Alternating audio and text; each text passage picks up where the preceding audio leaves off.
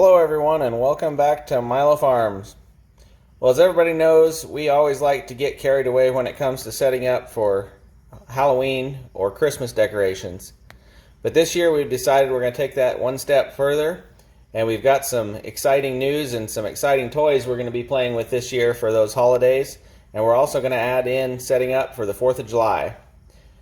So we have got a light-orama Christmas light set up here.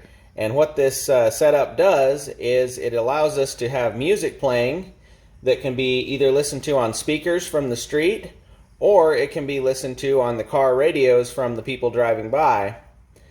So it has music, and then it sequences the lights to that music, so the people can come by and enjoy the light show and enjoy all the decorations.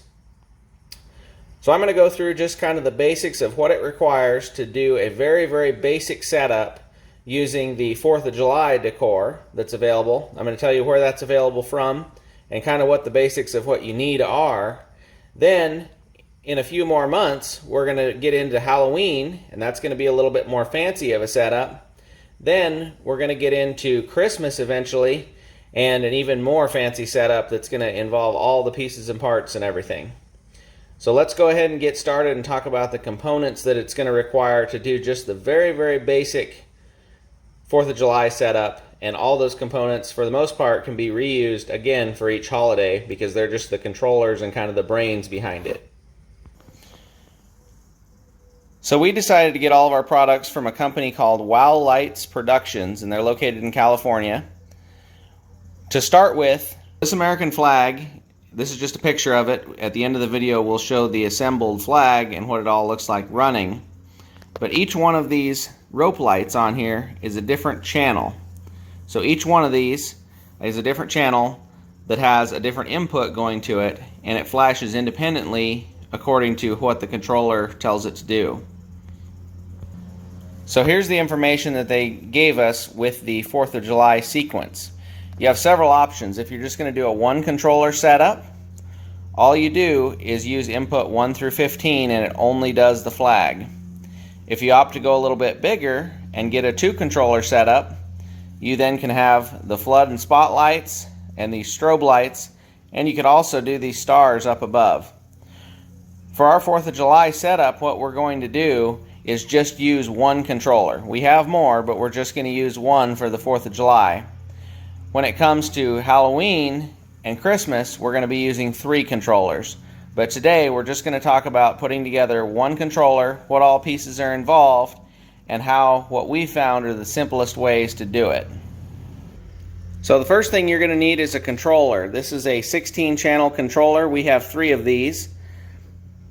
Each one of the cords is labeled with its output number on it all the way across.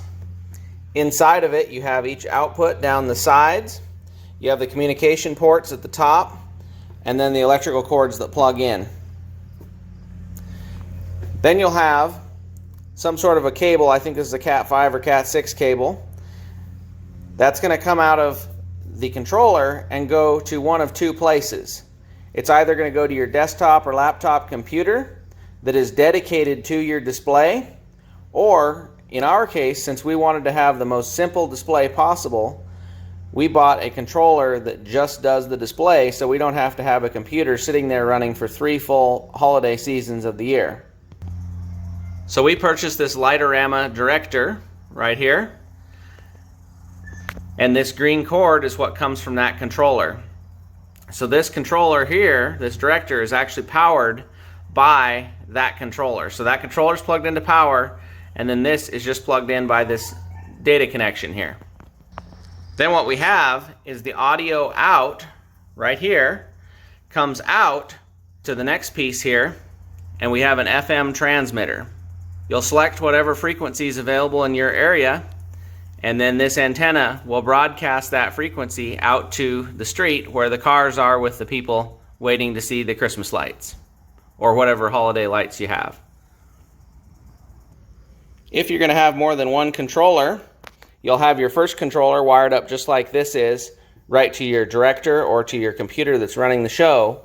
Then out of this second port right here, you'll take another data cord just like this and go to your next controller, controller number 2 or whatever number it happens to be.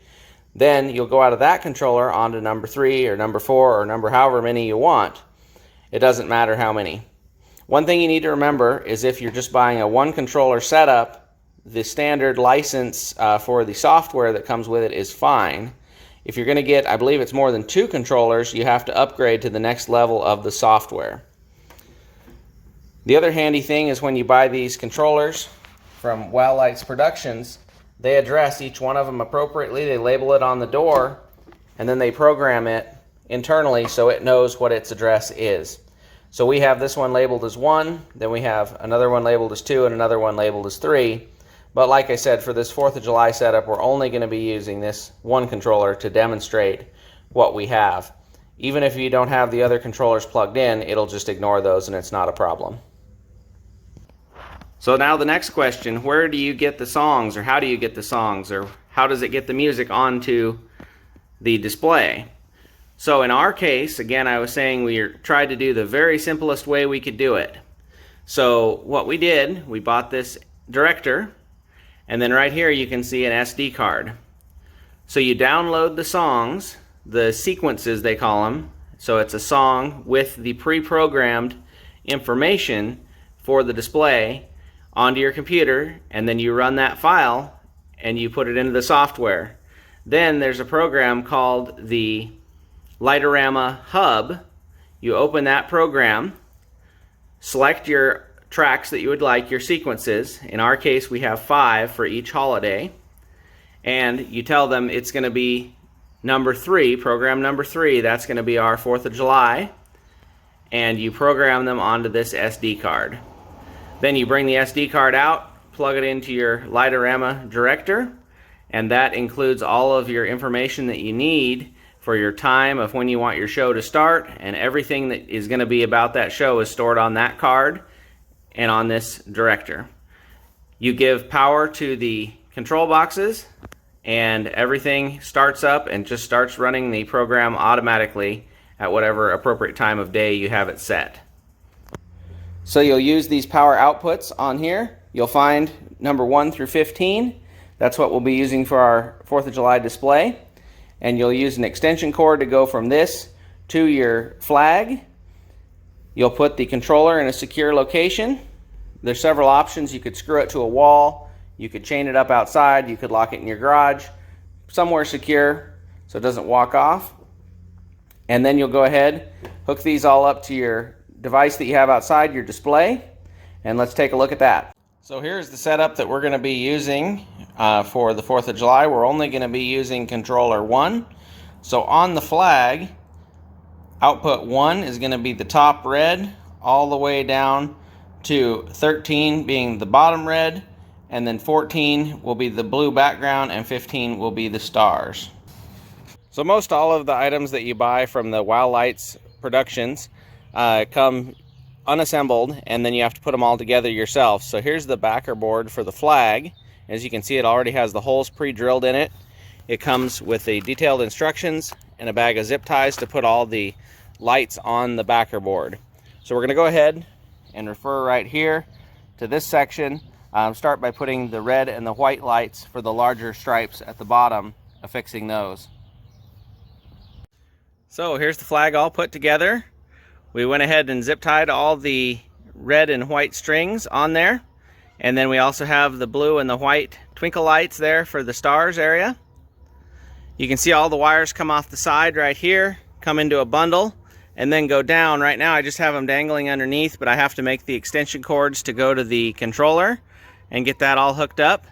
So we're going to go ahead and do that, and then we'll have a demonstration. So here it is all put together. We got all the lights put on, got them all dressed, all the cords dressed on the sides. Disregard those extension cords running out the bottom. We've got just some jumpers kind of hooked up to make it work for now until we get the final setup here when it gets a little bit closer to the 4th of July. So this is a prime example of the one that came with the kit that you can build yourself. And let's take a look at one that is another one you can do from just things that you had around, or old Christmas lights or things like that. So let's take a look at another example of a flag that's homemade that does basically the same thing. So here's a much cheaper version, only using 3 channels out of the controller. made on a piece of pegboard. What we're going to do is go ahead and cut that flag out of the pegboard, so basically we'll have 1/4 of a sheet of pegboard. And that's another prime example right there. So the beauty of this kit is you can buy the parts that came with the kit, or you can just buy the controllers and then build something like this to do the same thing. So let's turn the music on and let's see what it sounds like and looks like with the music.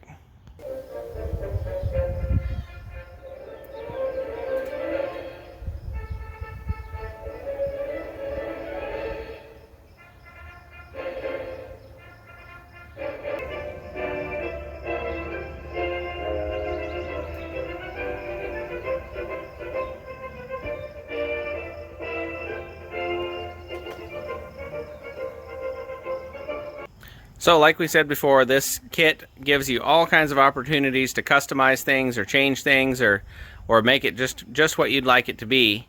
Or you can purchase the pre-made items and put them together yourself.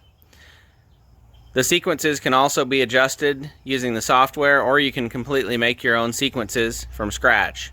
It's all up to you. So just to recap all the pieces that are required to make this work, you need the lights of some nature, either the kit that you're showing here or the kit that we showed that was homemade. Then you'll need the controller, the 16-channel controller. You'll need the director, and you'll need some software to be able to download or make the sequences, and then some music. So those are really all the items that you need, with the exception of a few chords and things like that. And then if you want to broadcast the music, you can have either speakers or an FM transmitter. So hope this gives just a basic idea of this Light-O-Rama equipment and how you set it up. We're going to have some more videos upcoming when it gets closer to Halloween and Christmas, using all 3 controllers instead of just the one that we have here. And when it gets closer to the 4th of July, we'll have a picture or video of all of this running and actually put in place, not just sitting here. So hope everybody enjoyed the video. Remember, you can't finish a project without getting started.